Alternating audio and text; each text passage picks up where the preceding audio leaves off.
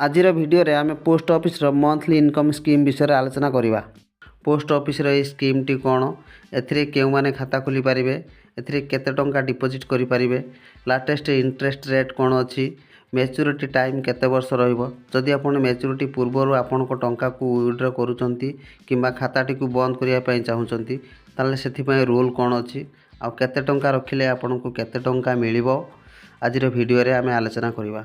तो से आपण मानक रिक्वेस्ट वीडियो को गोटे लाइक कर दिंतु, चैनल को सब्सक्राइब कर दिंतु। देखो पोस्ट ऑफिस रही स्कीम को national saving monthly income scheme बोली कहा जाए।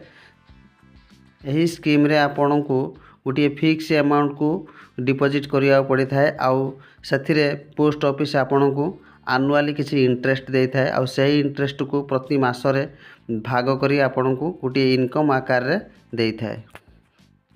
एबे आसंतु जानिबा एथिरे केउ माने खाता खोली पारिबे। देखो एथिरे प्रत्येक भारतीय माने खाता खोली पारिबे। जे मानकर बयस 18 वर्ष रु अधिक से माने निज नारे गुटिए खाता खोली पारिबे। आउ एथिरे चाहिले दुई जण मध्य खोली पारिबे, जॉइंट अकाउंट गुटिए खोली पारिबे। आउ एथिरे माइनर माने छोट पिल्ला मानकर मध्य खाता खोला जाय पारिबो, जे मानकर बयस 10 वर्ष रु अधिक। एही मंथली इनकम स्कीम रे आपण माने गोटे सिंगल अकाउंट रे मिनिमम 1000 टंका डिपॉजिट करि पारिबे आ मैक्सिमम आपण 9 लाख टंका डिपॉजिट करि पारिबे। जदि आपण गोटे जॉइंट अकाउंट करूचंती ताले मिनिमम आपण 1000 टंका डिपॉजिट करि पारिबे आ मैक्सिमम आपण 15 लाख टंका डिपॉजिट करि पारिबे, जहा कि दुई जनकर अमाउंट 7.5 लाख हिसाब रे मना जिवो। एबे आसंतु जानिबा एही स्कीम रो इंटरेस्ट रेट विषय रे। देखो पोस्ट ऑफिस रो वर्तमान ए जो MIS स्कीम रो इंटरेस्ट रेट अछि 7.4%। यही जो इंटरेस्ट आपण आनुआली हिसाब से मिली थाए, एथिरे कोनोसी कंपाउंड इंटरेस्ट माने सुध ऊपर कोनोसी सुध मिली न थाए। यही स्कीम रे आपणकर मैच्योरिटी टाइम 5 वर्ष रही थाए। 5 वर्ष पर आपण चाहिले आपण खाता को संपूर्ण बंद करि पारिबे आउ आपण जते टंका डिपॉजिट करथिबे संपूर्ण टंका उठे मध्य पारिबे।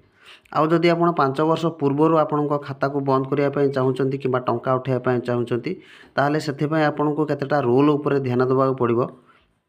जेमिति कि जदि आपण मंथली इनकम स्कीम रे खाता खोलिचंती आउ चाहुचंती प्रथम 1 वर्षर टंका उठाया पय ताहले आपण सेथिरे टंका उठेई पारिबे नाही कि खाता बंद करि पारिबे नाही। किंतु जदि आपण 2 वर्ष रु 3 वर्ष मध्य रे टंका उठाया पय चाहुचंती किबा खाता बंद करिया पय चाहुचंती ताहले आपण को 2% पेनाल्टी लागिवो। धरंतु आपण लाख टंका डिपॉजिट करचंती 2% पेनाल्टी लागले आपणकर 2000 टंका हबो आउ 2000 कटला परे आपण को 98000 टंका मिलिवो। आउ जदि 3 रु 5 वर्ष मध्य आपण खाता बंद करिया पय चाहुचंती कि टंका उठाया पय चाहुचंती ताले आपण को 1% पेनाल्टी लागिवो। लाख टंका रे 1% पेनाल्टी लागले आपनकर 99000 टंका मिलिवो, 1000 टंका कटि जिवो। आउ जदि अकाउंट होल्डर को डेथ हे जाउची ताले से क्षेत्र रे कोनोसी पेनाल्टी लागिवो नाही। एथिरे जे नॉमिनी थिबे तांकु ही संपूर्ण टंका देई दिया जाय थाए। एबे आसंतु जानिबा आपण केते टंका डिपॉजिट कले केते टंका पाइबे। जदि आपण लाख टंका डिपॉजिट करतंती 7.4% हिसाब रे आपनकर इंटरेस्ट हबो 7400 टंका। 7400 टंका डिवाइडेड बाय 12 मंथ हेले आपनकर 616 टंका पर मंथ हे जिवो। आ जदि आपण 5 लाख टंका डिपॉजिट करचंती 7.4% हिसाब रे आपनकर इंटरेस्ट हबो 37000 टंका। 37000 डिवाइडेड बाय 12 मंथ कले आपनकर आसी जिवो पर मंथ 3083 टंका। जदि आपण 9 लाख टंका डिपॉजिट करचंती 7.4% हिसाब रे आपनकर इंटरेस्ट हबो 66600 टंका पर ईयर। 66600 टंका per year divided by 12 month हेले आपनकर हबो 5550 टंका पर मंथ।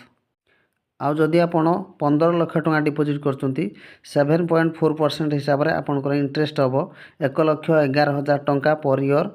आउ 1,11,000 डिवाइडेड बाय 12 मंथ कले आपनकर पर मंथ आसी जिवो 9250 टंका। आजिरे वीडियो आपण मानू केमिति लागला कमेंट निश्चय जणाइबे। रहउची जय जगन्नाथ।